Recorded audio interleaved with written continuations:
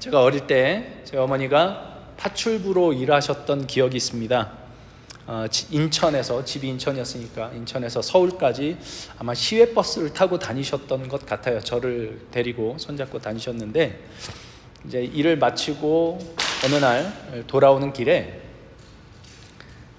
이제 제가 이렇게 좀 앞서 달려가서 숨었다가 어머니가 이렇게 오실 때쯤 되면 무 하고 놀려주는, 이제 그렇게 어머니 뭐 놀라지도 않죠 사실은. 근데 이제 그렇게 하면서 이제 버스를 타러 가는 길이었는데, 숨어 있는데 이렇게 어머니가 안 와요. 그래가지고 왜 안 오지 이렇게 가서 보니까 어머니가 안 보입니다. 이게 어떻게, 그러니까 제 기억에 제가 기억을 하는 건지 이게 들어서 하는 건지 잘 모르겠어요. 그러니까 육교를 이렇게 타고 이렇게 넘어가는 길이었는데, 전 육교를 살짝 넘어서 여기서 숨어 있었고, 제 어머니 그냥 육교를 따라서 올라가고 이렇게 엇갈렸던 것 같아요. 그래가지고 이제 어머니가 안 보니까 이제 겁나죠. 겁나서 막 울고 있으니까 그 주변에 있던 어떤 분이 여자분이셨던 걸로 기억해요. 그분이 저를 이제 파출소로 데려갔습니다. 불안하고 초조한 마음으로 얼마나 기다렸는지 모르겠는데, 이렇게 조금 기다리다 보니까 이제 어머니가 오셨어요. 놀랬죠. 그냥 뭐 어머니도 놀라고 저도 놀라고, 어머니 보는 순간 펑펑 울었습니다. 그러니까 나중에 이제 어머니가 동네 아주머니들하고 하는 얘기를 들으니까, 저 어머니가 버스를 타려고, 이제 버스가 와서 버스를 타려고, 현수야 가자 이러고 손을 잡았는데 엉뚱한 애가 있더래 옆에. 그래가지고 이게 어떻게 된 건가 놀래가지고 이렇게 막 찾고 다니는데, 이제 저를 마침 그 파출소에 데려다 주신 분이 혹시 아이 찾냐, 이렇게 파출소에 데려다 줬다 이렇게 말씀을 해주신 모양이에요. 그래서 이제 오셔가지고 이렇게 만난 건데, 진짜 그때 생각하면 아찔합니다. 어머니가 저를 이렇게 찾아오신 이 이야기가, 제가 생각할 때는 우리 하나님께서 우리를 찾아오신 이 이야기와 굉장히 이렇게 좀 비슷한 어떤 부분들이 있을 것 같다는 생각이 듭니다. 지난주에도 제가 말씀을 드렸던 것처럼 에스겔서의 구조는요, 24장까지 이제 남왕조 유다의 심판이 선언되고요, 25장에서 32장까지 열방에 대한, 주변국들에 대한 심판이 선언됨으로써 하나님의 백성이 그렇게 심판받고 망해갈 때에도 하나님은 온 세상과 열방에 대하여 주권을 가지신 분이시다라는 것으로 이제 등장을 하고, 이제 33장부터 무너진 하나님의 백성을 회복하실 것을 이제 선포하는 내용이 33장부터 이제 쭉 이어지게 됩니다. 그래서 오늘 본문에서는 하나님께서 당신의 백성을 회복하시는 일에 있어서 하나님은 당신의 양떼를 찾으시는 분으로 등장하는 것을 우리는 볼 수 있습니다. 그래서 오늘 본문 11절, 12절 이렇게 보시면, 주 여호와께서 이같이 말씀하셨느니라, 나 곧 내가 내 양을 찾고 찾되, 목자가 양 가운데 있는 날에 양이 흩어졌으면 그때를 찾는 것 같이 내가 내 양떼를 찾아서 흐리고 캄캄한 날에 그 흩어진 모든 곳에서 그것들을 건져낼 것이다, 이렇게 말씀을 하고 계시죠. 그러니까 이 하나님이 이 목자가 되셔서 양떼를 찾으시는 내용이 이제 16절까지, 오늘 보면 16절까지 이렇게 쭉 이어지는데, 이 16절까지 가는 내용 중에 계속 등장하는, 반복해서 등장하는 말이 하나가 있습니다. 내가 라는 말이죠. 11절 금방 우리 읽었지만 내가 내 양을 찾고 찾을 것이다. 12절에서도 내가 내 양을 찾을 것이다 이렇게 얘기를 하고, 13절 내가 그것들을 만민 가운데서 끌어낼 것이다 말씀하고요, 15절 내가 친히 내 양의 목자가 될 것이다, 16절 그 잃어버린 자를 내가 찾으며 쫓기는 자를 내가 돌아오게 하며 상한 자를 내가 싸매주며 병든 자를 내가 강하게 할 것이다, 이렇게 말씀하십니다. 그러니까 계속해서 내가 이렇게 강조를 하고 있죠. 왜냐? 1절부터, 지금 우리 34장 11절부터 읽었는데 1절부터 우리 오늘 본문 앞에까지 내용이 뭐냐면, 이스라엘의 목자에 대한 책망이 나옵니다. 이스라엘의 목자들. 그러니까 이스라엘의 목자들을 하나님께서 세우셔서 하나님의 양들을 먹이고 돌보고 기르는 그 일을 해야 되는데, 그들이 하나님께서 맡기신 그 양들을 돌보는 일을 하지 않고 오히려 자기만 먹고 포악으로 그 양떼를 다스렸다, 이제 이런 책망이 나옵니다. 그래서 내 양이 목자가 없음으로 흩어져 들짐승의 밥이 되었다, 이제 이렇게 말씀을 하거든요. 그러니까 이 이스라엘의 목자들이 하나님께서 맡기신 그 양들을 신앙으로 잘 돌보고 잘 먹이고 그랬다면 좋았을 텐데, 그러질 않아서 이스라엘 백성이 지금 하나님 앞에 범죄하게 되었고요. 그 결과로 벌을 받고 주변 강국들에게 공격을 받고 무너지고 흩어지게 되었다라는 이 책망이 이제 이 앞에 있는 겁니다. 그런 상황에서 이제 하나님이 친히 내가 그들의 목자가 되어 그들을 찾고 먹이고 돌보고 인도하겠다라고 말씀을 하고 계시는 게 이제 요 말씀인 거죠. 그러니까 오늘날 뭐 이상한 목사들도 많이 있고 타락한 목사들도 있고 뭐 타락한 교회도 있고 뭐 이제 그렇습니다. 그러니까 성도들을 영적으로 바르게 먹이고 바르게 인도해야 할 책임이 이렇게 맡겨진 목자들이 그 책임을 다하지 않아서 성도들이 목자 없는 양같이 되는 그런 일들이 일어나곤 하죠. 그러니까 목사들이 정신 차리고 하나님 앞에 회개하고 다시 돌이켜야 될 일이겠습니다만, 그러나 목사가 타락하고 목사의 소임을 다하지 않는다고 실망만 하고 있을 일은 아닙니다. 하나님은 그런 목자 없는 양 같은 당신의 백성에게 하나님 당신이 스스로 친히 목자가 되어 주셔서 하나님 당신이 그 백성을 찾아가시고 먹이시고 돌보시고 기르시는 분이시기 때문입니다. 하나님께서 당신이 찾으실 양들을 반드시 찾아오십니다. 그리고 이것을 두고 성경은 구원이라고 말을 합니다. 하나님의 찾으심, 그것이 구원이라고 할 수 있는데, 근데 이 구원이 오늘 본문 말씀을 이렇게 쭉 읽어가다 보면 이 구원은 심판과 이렇게 떼어서 생각할 수 없다라는 걸 우리가 알게 됩니다. 그러니까 우리 성경 전체를 봐도요, 우리가 믿는 바 예수께서 다시 오실 날을 기대하고 소망하는 사람들입니다. 그렇죠? 지금 우리 사는 거 쉽지 않고 어려운 일 있을 수 있습니다만은, 우리는 예수께서 다시 오실 그날에 대한 소망을 갖고 오늘 하루하루를 살아갈 수 있는 사람들. 왜 오늘을, 미래를 보고 살아갈 수 있느냐라는 것을 조금 이따가 조금 더 말씀을 드리겠습니다만, 우리는 그런 사람들입니다. 근데 예수께서 다시 오시는 그 날에 무슨 일이 일어나느냐, 우리가 성경을 통해 배우고 하나님께서 우리에게 알려주신 것, 그 날에 완전한 구원과 완성된 하나님의 나라, 새하늘과 새 땅이 우리에게 임하게 될 것이기 때문에 우리는 그날을 바라보고 있는데, 그러나 이 완전한 구원은 사탄 마귀에 대한, 죄와 사망의 권세에 대한 완전한 심판, 또 악에 대한 완전한 심판이 먼저 있어야만 됩니다. 다시 말씀드리지만 에스겔서의 구조 자체도 남왕조 유다에 대한 심판이 있죠. 열방에 대한 심판이 있죠. 그리고 난 후에 회복이 있습니다. 오늘 본문에서도 17절, 지금 16절까지가 이제 하나님께서 찾아오실 것이다라는 이 말씀이시고, 그 양떼를 찾아오실 거란 말씀이고, 17절부터 22절까지 먼저 뭐에 대한 말씀을 하시냐면 심판에 대한 말씀을 하세요. 그리고 난 다음에 이제 회복이 선포되고 있거든요. 그러니까 23절에 내가 한 목자를 세울 것이다 전까지 심판이 선포되고, 그리고 이제 목자를 세워 이제 회복하시는 일을 하실 것, 그 목자를 세우시는 일에 대한 이야기가 나오죠. 그러니까 이 심판에 대해 하나님이 뭐 어떻게 심판을 할 거라고 말씀을 하시냐면, 양과 양 사이에서 내가 심판할 것이다, 순양과 순염소 사이에서 심판할 것이다, 이렇게 말씀을 하고, 이게 좀 구체적으로는 20절에, 본문 20절에 살진 양과 파리한 양 사이에서 심판하실 것이라고 얘기를 해요.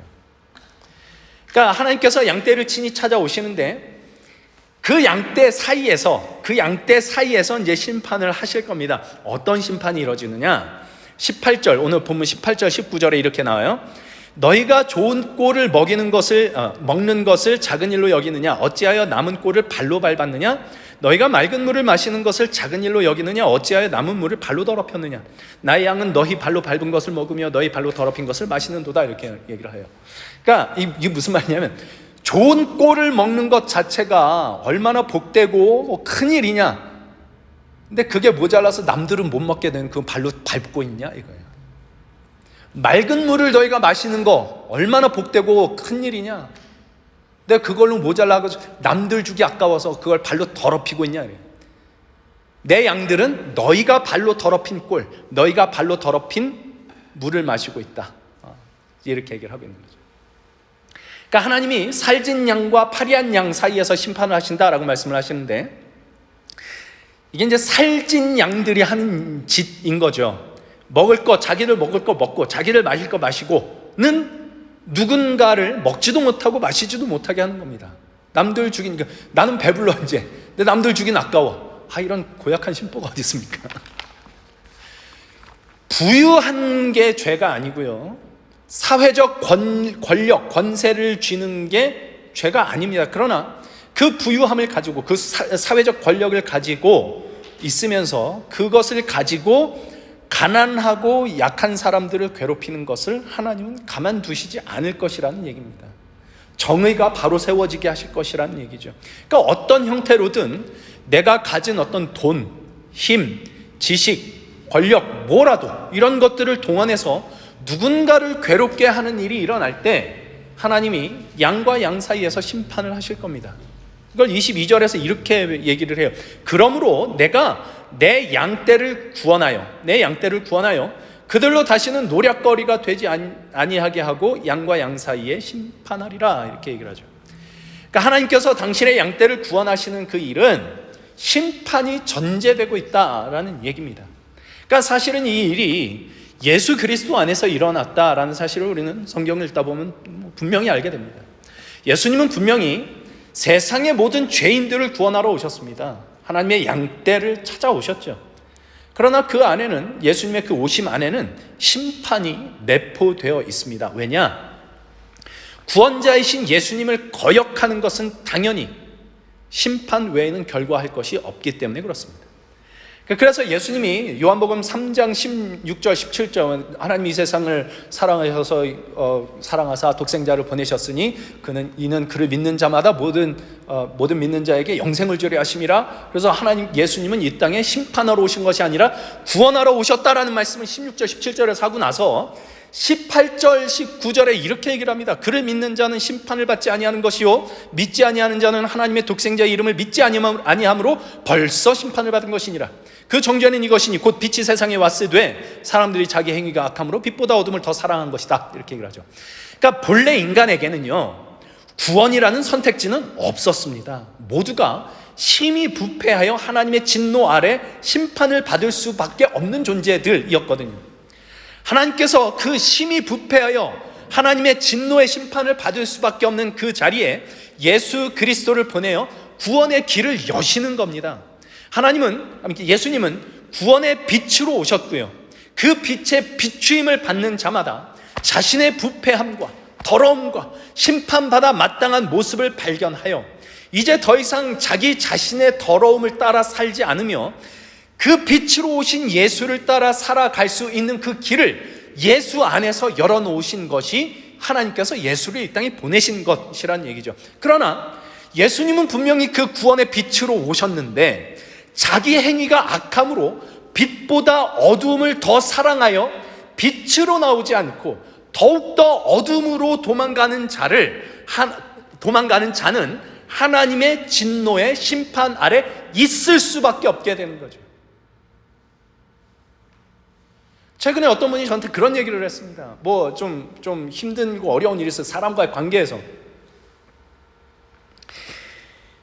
하나님 앞에 미워하지 않게 해달라고 기도를 했는데 그 마음을 안 주셔서 그냥 미워하기로 했답니다.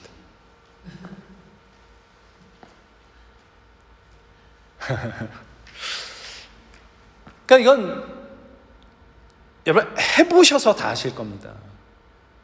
원통한 일이 있고 누구를 미워하게 되는 일이 생기고 이런 일이 있을 때요, 이거를 이걸 갖고 있는 게 저주입니다. 예수님이 오셔서 행하신 일들이 우리 안에 있는 모든 죄를 용서하시고 하나님의 자녀 삼으시는 일을 죽기까지 견디시고 우리의 죄를 참으심으로 그렇게 하셨잖아요.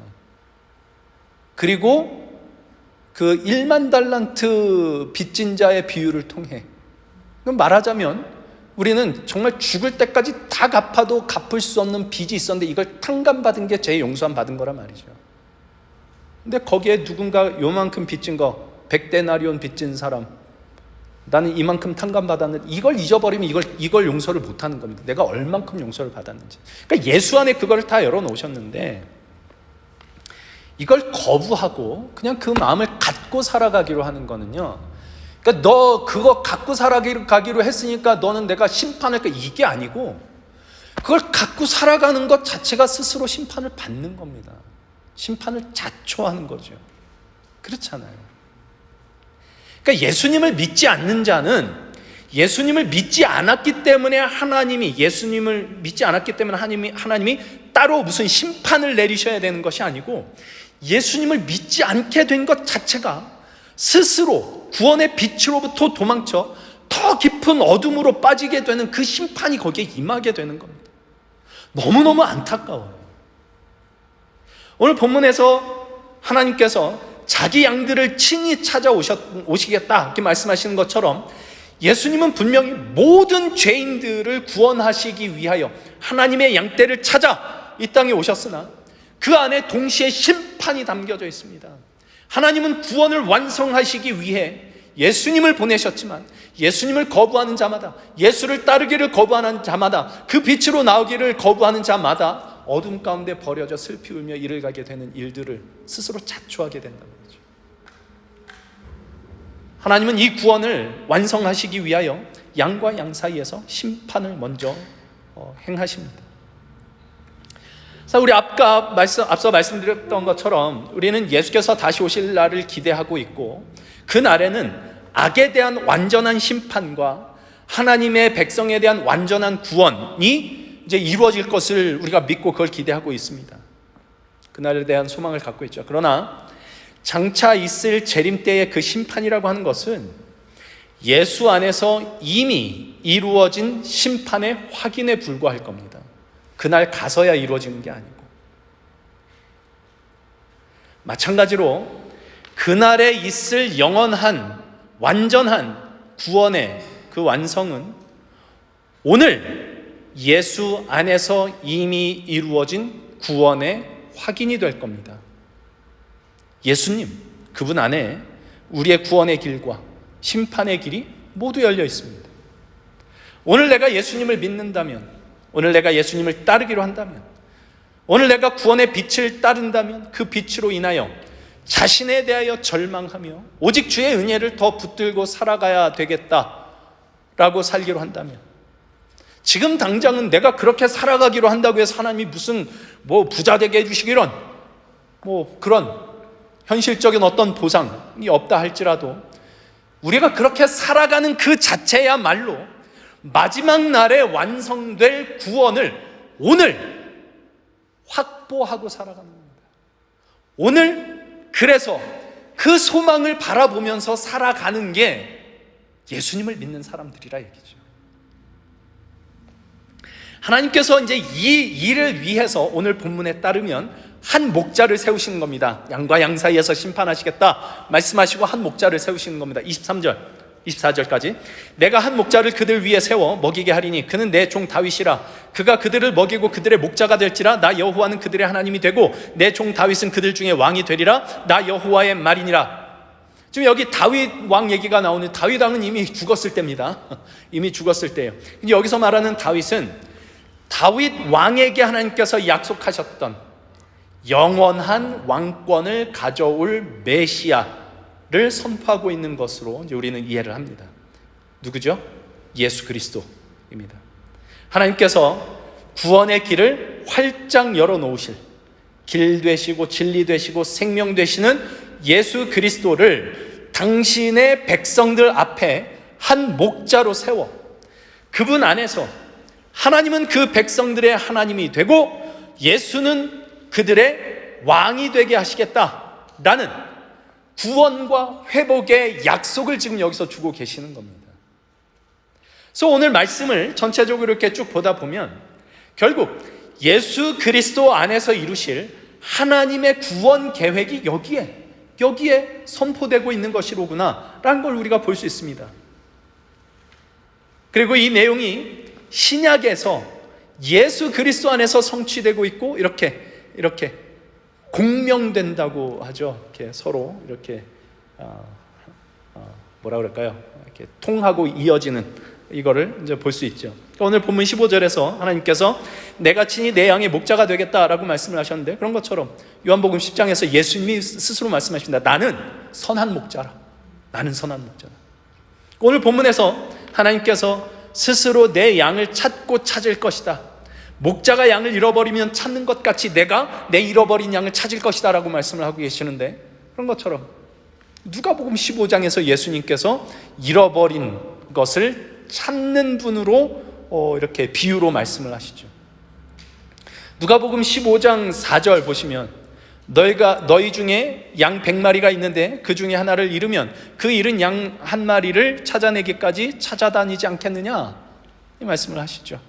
또 그 다음 그 비유에 어떤 여자가 10 드라크마가 있는데 하나를 잃으면 등불을 켜고 집을 쓸며 찾아내기까지 부지런히 찾지 않겠느냐, 이런 잃어버린 것에 대한, 잃어버린 것을 찾는 것에 대한 비유. 예수님 그분이 그 잃어버린 양, 잃어버린 드라크마, 잃어버린 누군가를 찾으러 오시는 분으로 이렇게 비유로 말씀을 하고 있죠. 그 예수님은 이 잃어버린 자, 하나님의 잃어버린 자를 찾으러 오셨습니다. 근데 이 비유를 보시면 이 비유 끝에, 그러니까 잃어버린 양을 찾으러 가지 않겠느냐, 그리고 이 잃어버린 양을 찾으면 이웃들과 기쁨의 잔치를 벌일 거다, 그러고 나서 하시는 말씀이 이거예요. 결론적으로 누가복음 15장 7절에 내가 너희에게 이르노니 이와 같이 죄인 한 사람이 회개하면 하늘에서는 회개할 것이 없는 의인 99으로 말미암아 기뻐하는 것보다 더하리라. 죄인 한 사람이 회개한 것에 대한 기쁨을 얘기를 하죠. 찾은 건 양인데 양을 찾아서, 내가 양을 찾아서 기쁘다, 이게 뭐하고 연결이 되냐면 죄인 한 사람이 회개한 것과 연결이 됩니다. 잃어버린 드라크마를 찾았을 때도 내가 잃어버린 드라크마를 찾았다, 우리 함께 즐기자, 이웃들과 함께 즐기자, 이럴 건데, 그리고 나서 하는 말씀이 또 이겁니다. 10절에, 누가복음 15장 10절에 내가 너희에게 이르노니 이와 같이 죄인 한 사람이 회개하면 하나님의 사자들 앞에 기쁨이 된다. 잃어버린 걸 찾았는데, 잃어버린 거를 찾아서 기쁘다가 뭐하고 이제 동일선상에 놓이게 되냐면 죄인 한 사람이 회개한 기쁨과 동일선상에 놓인단 말이죠.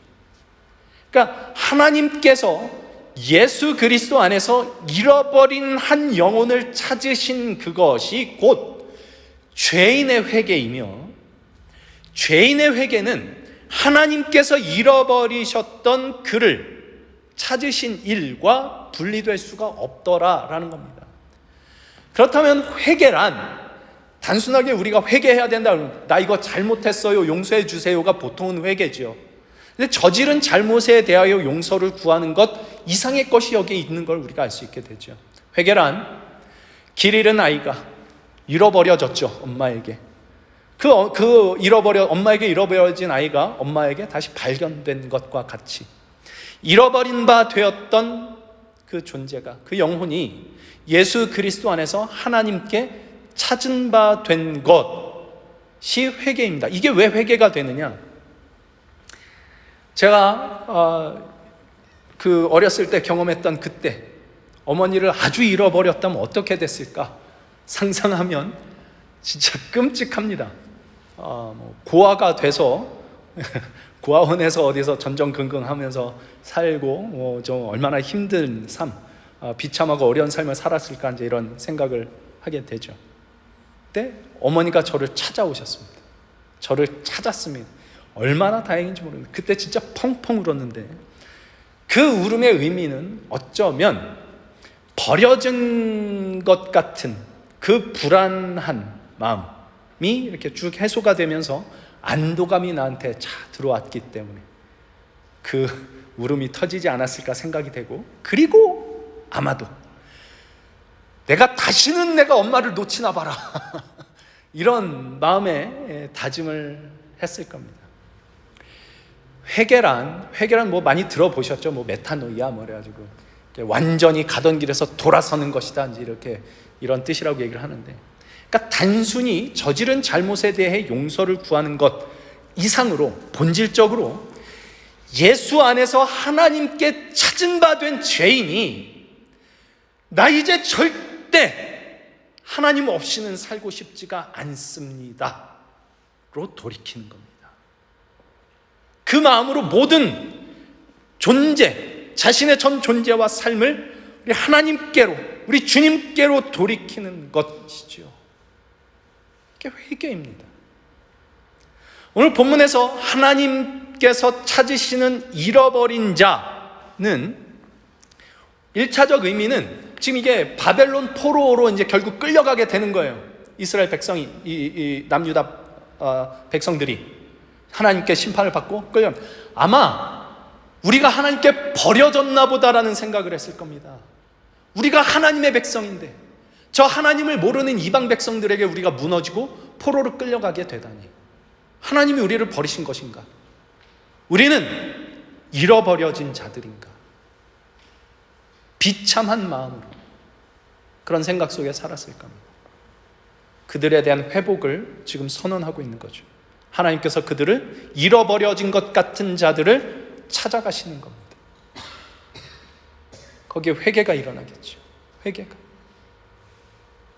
본질적으로, 근원적으로는 인간은 하나님께서 창조하신 완전한 세상이었던 에덴으로부터 나와 하나님께 잃어버린 자가 된 것이 인간의 존재입니다. 하나님과 분리된 것, 하나님께 잃어버려진 사람들. 그러니까 우리는 다 잃어버려졌던 자들이었죠. 엄마 아빠 없는 고아처럼 하나님 없이 살 수밖에 없는 존재들. 엄마 아빠가 없으면 어떻게 살아야 되냐면 악착같이 살아야 됩니다. 누가 그런 얘기를 했다고 그래요. 고아는 절대 울지 않는다. 울면 지는 거야.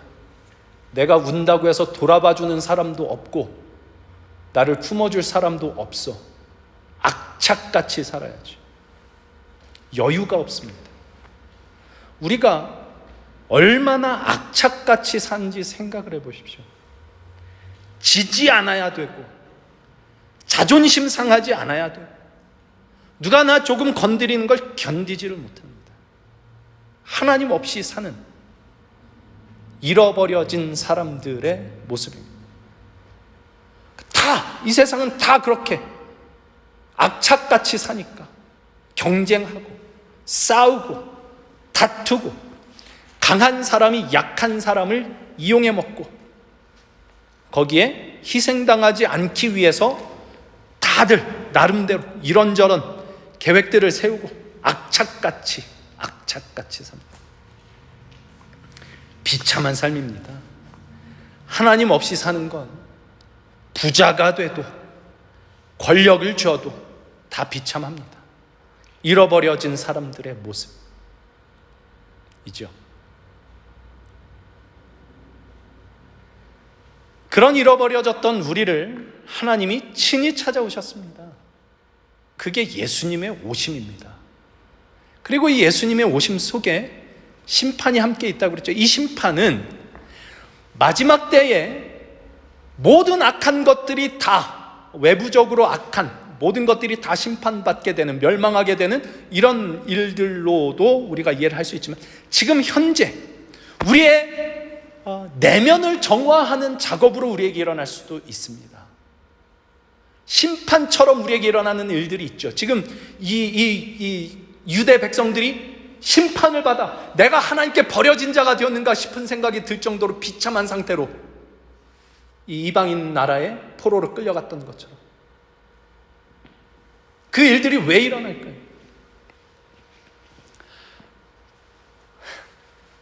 이렇게 이 얘기를 해도 되나 싶어가지고 제가 일하는 데서 일어나고 있는 일입니다. 뭐 구체적으로 말할 건 없지만 일하시는 분들 사이에 좀 이렇게 다툼이 있었어요. 제가 뭐 그 얘기를 하려고 하는 건 아니고, 거기에 이제 교회 열심히 다니시는 분들 뭐 있고, 하나는 이제 불교 신자인데 그 친구가 그래요. 저런 짓거리를 하는 사람들이 다 교회 다니는 사람들이래. 교회 다니는 사람들 왜 이렇게 더럽냐요? 그것 때문에 다 괴로움을 당하고 있습니다, 지금.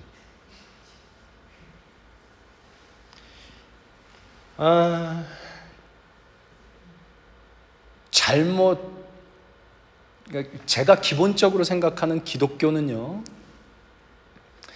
그래서 예수님이 필요한 거다 합니다. 교회는 정말 왜 저런 것들이 있어? 저런 것들이니까 예수님이 필요한 거거든요.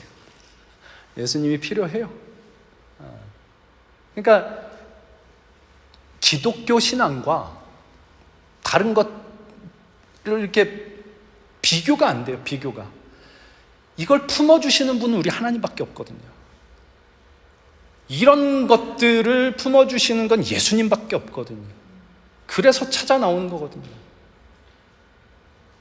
그럼에도 불구하고, 그러니까 다 품어주시니까 우리는 그냥 이 짓 하면서 그냥 이건 아니잖아요.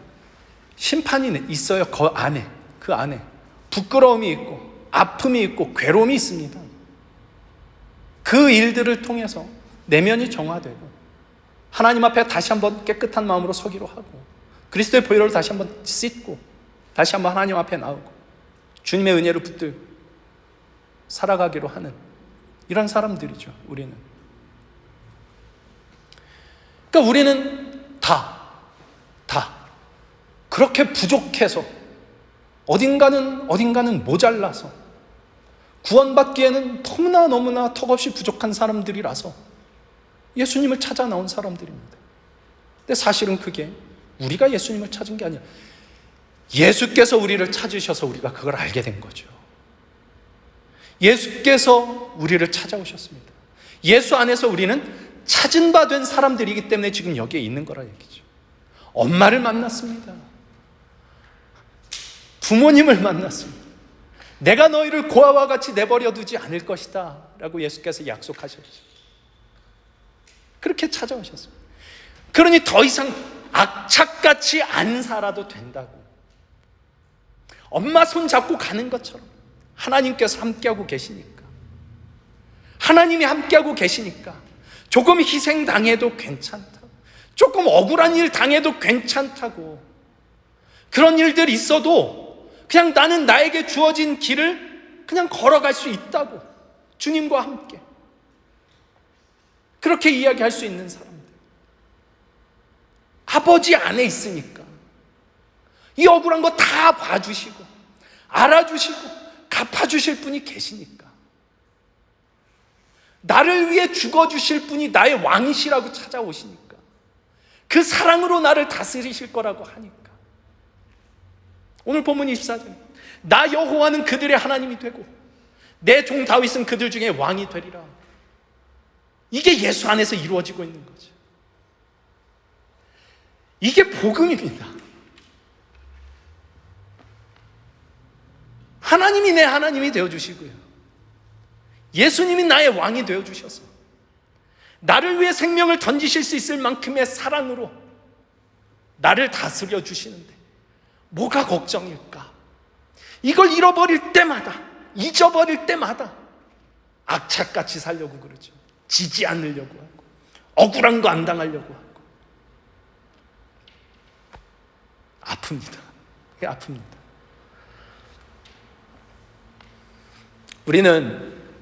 우리가 하나님을 찾기 전에 하나님이 먼저 예수 안에서 찾은 바 된 사람들입니다. 그것이 예수님을 믿는다는 의미죠. 하나님께서 우리를 찾으셨으니 하나님께서 우리를 끝까지 붙드실 겁니다. 물론 중간중간에 심판처럼 느껴지는, 하나님이 날 버리신 건가 싶은 생각이 드는 것 같은 일들도 분명히 일어날 겁니다. 그러나 하나님은 그 일 후에 언제나 회복을 선언하십니다. 회복을 약속하십니다. 그 일을 위하여 예수 그리스도, 우리의 목자 되신 예수 그리스도를 세워주십니다. 그것을 믿고 하나님 아버지를 만난 기쁨과 안도감을 누리면서 살아갔으면 좋겠습니다. 다시는 아버지 없이 사는 비참함 속으로 돌아가지 않겠다라는 마음으로 하루하루를 살아갈 수 있으면 좋겠습니다. 그렇게 그리스도 예수의 복음이 우리의 삶 속에 힘을 발휘하는 그런 복된 우리의 삶이 될 수 있기를 우리 주님의 이름으로 소망합니다. 함께 기도하겠습니다.